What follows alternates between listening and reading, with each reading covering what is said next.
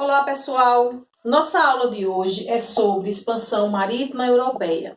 Para a gente entender a expansão marítima europeia, é necessário entender primeiro as motivações que levaram a tais expansão.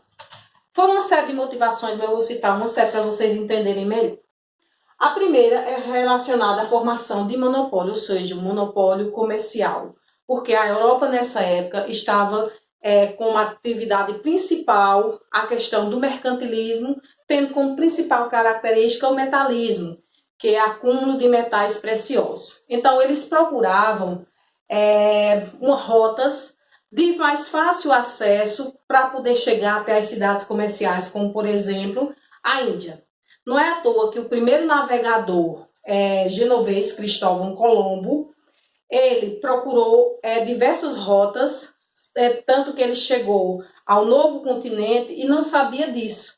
Mas tempos depois é que souberam que eram novas terras e não tinha chegado e não seria as Índias como ele achava. É tanto que Cristóvão Colombo ele morreu sem saber que tinha chegado até as Américas. E por conta disso, o próprio nome da América foi dado à América em homenagem a Américo Vespúcio, que não tinha nada a ver com o descobrimento da América. Mas aí, quando o rei de Portugal percebeu tudo isso aí, já era tarde, né? Então, o nome já tinha sido dado a outra pessoa que não tinha nada a ver com o descobrimento. Um outro motivo é que a Península Itálica, ela é o berço. Na verdade, ela era propícia para o desenvolvimento das navegações, ou seja, sua geografia era propícia para isso. Eu estou falando em Península Itálica. Quando eu estou falando em Península Itálica, eu estou me referindo basicamente a Portugal e Espanha. Por quê?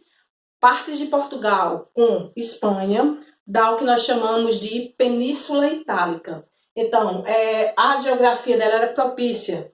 Um outro motivo é que a Península Itálica foi o berço do Renascimento e o centro dos saberes, que significa dizer que todo o processo das navegações facilitou tudo, porque o Renascimento ele foi um movimento econômico, político, social baseado na razão.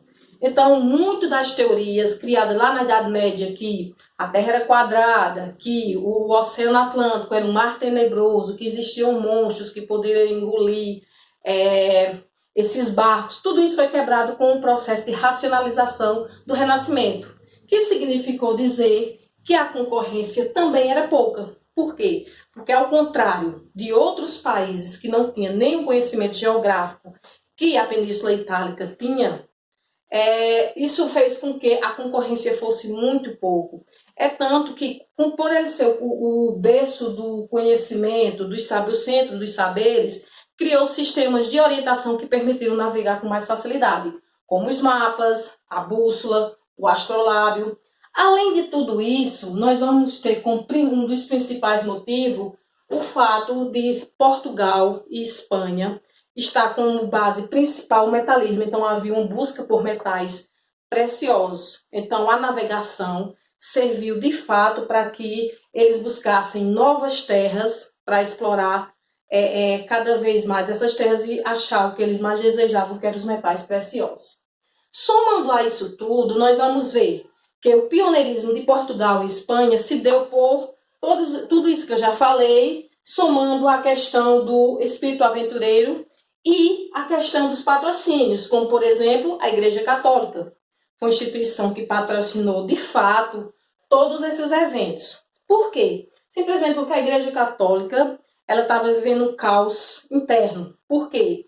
Como vocês sabem, na aula passada eu falei sobre a questão das reformas religiosas. Então, como estava havendo reformas, a igreja estava perdendo muitos fiéis, isso significou dizer que ela teria motivos para expandir sua fé católica no Novo Mundo.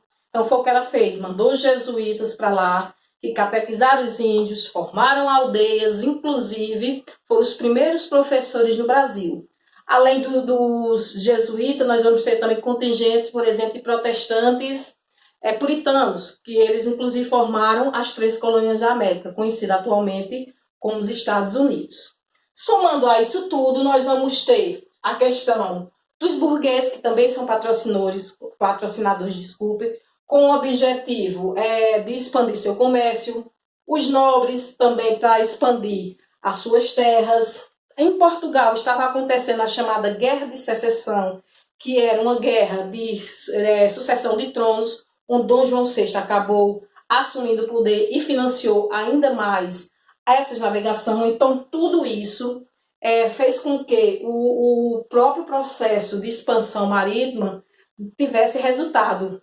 É tanto que o mundo foi dividido entre Portugal e Espanha, no chamado Tratado de Tordesilhas. Por quê? Eles quem foram os pioneiros, eles quem saíram na frente de todo o processo de navegação, justamente por eles terem todas essas motivações, ter saído na vantagem em todos esses sentidos. Mas com todo e qualquer processo de expansão, nós vamos saber que existe consequência, umas positivas e outras negativas. As principais consequências vão ser a revolução comercial, porque Portugal, na verdade Espanha, expandiu seu comércio, a globalização, fazendo com que eles se tornassem mais moderna, a revolução industrial também, a escravidão, que ocorreu já em 1530, porque vocês sabem que anterior a 1530 só haviam atividades relacionadas a escambo, que eram trocas de mercadorias. Depois de 1530, vai haver o processo de colonização e, consequentemente, a chamada escravidão, né? E o colonialismo, onde Brasil se tornou colônia de Portugal e totalmente dependente, e as trocas comerciais. E eu ainda somo, além de tudo isso, a questão da aculturação. Foi graças a, por exemplo, mistura de português, índio e negros, que formou o que nós chamamos de povo brasileiro. Tá certo, pessoal? Então é isso. Essa foi a nossa aula de hoje. Qualquer dúvida, vocês também podem ir lá no livro didático, consultar as páginas e ler, certo? A atividade proposta de acordo com esse vídeo tá lá no Classroom. Tá bom, pessoal? Até a próxima.